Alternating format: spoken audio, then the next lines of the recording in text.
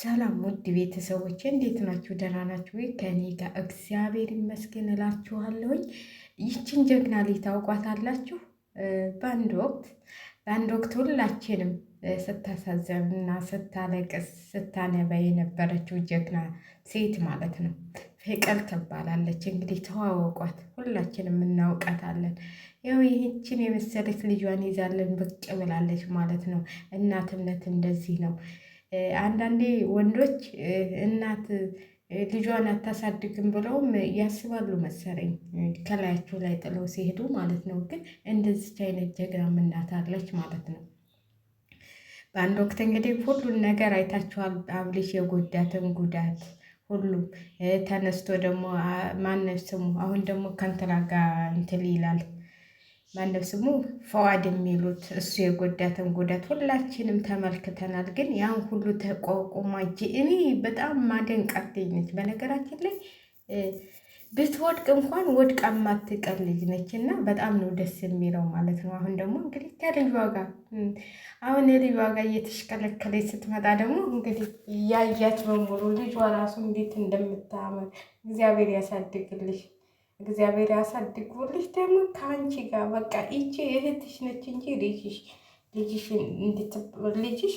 ልጅሽ አትመስልም እኮ እውነቴን ነው። ፍቅር ራሱ ገና ትንሽ ልጅ ነች። እንኳን ይችን የመሰለች ልታደርስ ቀርቶ ማለት ነው እህቷ ነች ብለን ብናስብ ይሻላል ብዬ ነው የማስበው። እና አንዳንዴ ወድቀን የምንቀር የሚመስላቸው ሰዎች አሉ። የሰው ልጅ ተበረታ በየትም በኩል ይነሳል።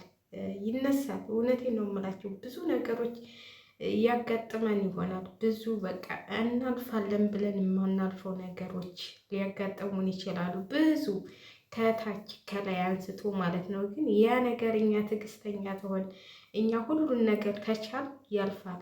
አብሶ እኛ በስደት ያለነው ልጆች ማለት ነው። አንዳንዴ ተስፋ ስንቆርጥ ወደ ህይወት ማጥፋትና ወደ ሌላ ነገር እንሄዳለን። ግን እንደዚህም ያልፋል ብለን ማሰብ አለብን። እንግዲህ ፍቅር ብዙ ነገሮች በሚዲያውም ብዙ ነገሮች ተብራለች፣ በሁሉም ብዙ ነገር ተብራለች። ስንት ስቃይታለች እና ግን ያንን ሁሉ አልፋ አሁን እዚህ ደረጃ ላይ ደርሳ በጣም በሚያስደስት ሁኔታ ማለት ነው ልጇን ይዛ በቃ ይህንን ስታው ተስፋ ያጣ ሰው ራሱ ተስፋ እንዳይቆርጥ ታደርጋለች ብዬ ነው የማስበው። እና እንግዲህ እግዚአብሔር ያሳድግልሽ ልጅሽን፣ ይችን የመሰለች ልጅሽን።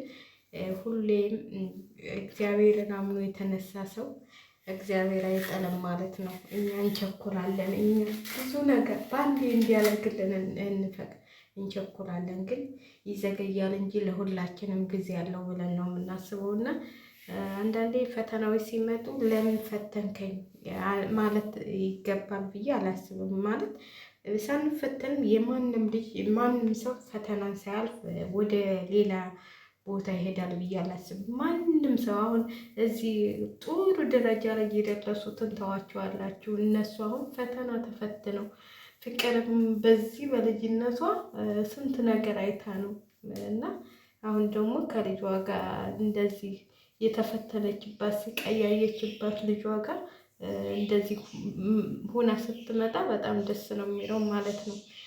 ሁላችንም ፈተናን ማረፍ አለብን። አንዳንዴ ተስፋን ቆርጠና ወደ ህይወታችን መጨረሻ የማንገባበት ጣጣ ውስጥ እንገባለን። ብዙ ልጆች ተስፋ በመቁረጥ በቃ ብዙ ነገር ወደ ሱስ ራሱ ይገባሉ፣ ወደ ብዙ ነገር ይገባሉ። ግን ተስፋን አንቁረጥ።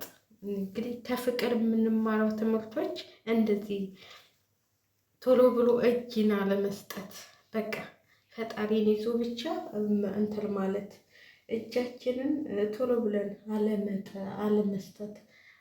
አንዳንዴ በቃ ፈተናዎች ሲደጋገሙብን ለምን ብለን እንትን የምንል ልጆች አለን። ለምን በቃ እኔ እንጃ ብዙ ነገሮች አልፎ እንትን እንላለን እና ብዙ ነገሮች ያልፋሉ።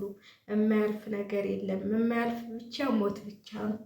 ብቻ እንሙት ሳያልፍልን ማለት ነው። እና ፍቅርዬም እንግዲህ እንደ ፍቅርዬ እኛም የፍቅርን እድል ይስጠን እያል ይችን የመሰለች ልጅሽን ያሳድግልሽ።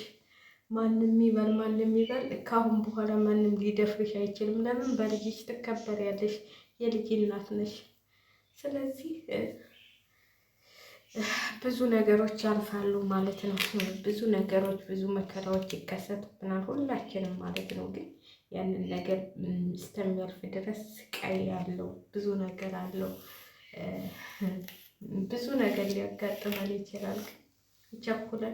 ቸኩለን የሆነ ውሳኔ ለመወሰን ብቻ ቸኩለን ደግሞ አንድ እግዚአብሔርን አምናችሁ ተወጣችሁ፣ እግዚአብሔር ሁሉን ነገር ያስተካክልላችኋል። እናንተ እኔ ጦለት አልችልም፣ እኔ እንደዚህ አለለም ብላችሁ እንትን አትበሉ። እግዚአብሔር አንተ ታውቃለህ፣ በቃ አንተ ታውቃለህ። የድሃ አባት ነው፣ ሁሉን ነገር ያመቻቻል እግዚአብሔር። እና ይኸው አመቻቸላት፣ እሷ አመቻቸላት። በቃ ከአሁን በኋላ ምን ትፈልጋለች? ከልጇ ጋር ቻናሏን ትሰራለች ስራዋን፣ በቃ ልጇን ታሳድጋለች ማለት ነው። እና አንዳንዴ ብዙ ነገሮች እንትን ይላሉ። የማያልፉ መስለውን የማያልፉ ቀናት ይመጡብናል፣ ግን ያልፋሉ።